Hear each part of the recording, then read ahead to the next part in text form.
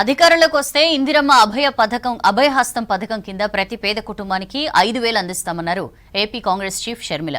ఆంధ్రప్రదేశ్కు ప్రత్యేక హోదా డిక్లరేషన్ కోసం వచ్చే నెల 1వ తేదీన తిరుపతిలో భారీ బహిరంగ సభ నిర్వహిస్తామన్నారు. పాలకపక్షం ప్రతిపక్షం కేంద్రంలో ఉన్న బీజేపీ ప్రభుత్వానికి ఊడిగం చేస్తున్నాయని విమర్శించారు షర్మిల.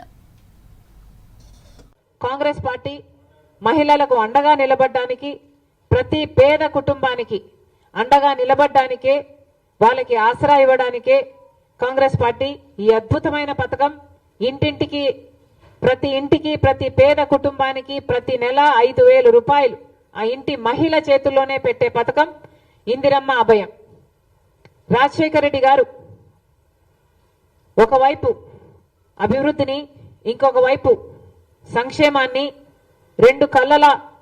రెండింటిని సమానంగా చూశాడు.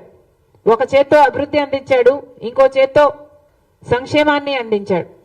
బీజేపీ పార్టీ అధికారంలోనే ఉంది. ప్రత్యేక హోదా ఇస్తాము అని మాటిచ్చింది కూడా బీజేపీ పార్టీ.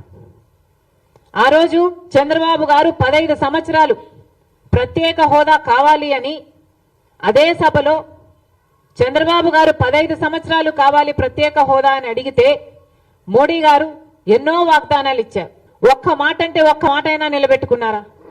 10 సంవత్సరాలు అధికారంలో ఉన్నారే, 10 సంవత్సరాలలో ఆంధ్ర రాష్ట్రానికి చెందిన 10 వాగ్దానాలలో కనీసం ఒక్కటైనా ఇది మేము నెరవేర్చాము అని మీరు చెప్పుకోతగ్గ ఒక్క వాగ్దానమైనా మీరు చెప్పుకోవడానికైనా ఒకటైనా చేశారా?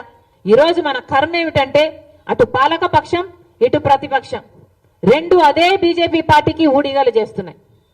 ఒక్క లాభం మనకు చేయలేదు, ఒక్క మేలు మనకు చేయలేదు, ఒక్క వాగ్దానం మనం నిలబెట్టుకోలేదు. అయినా ఇటు చంద్రబాబు గారు ఇటు జగన్మోహన్ రెడ్డి గారు ఇద్దరు అదే మోడీకి అదే బీజేపీ పార్టీకి బానిసలు కావడమే కాకుండా ఈరోజు రాష్ట్ర ప్రజలను కూడా బానిసలు చేసే ప్రయత్నం చేస్తున్నాయి.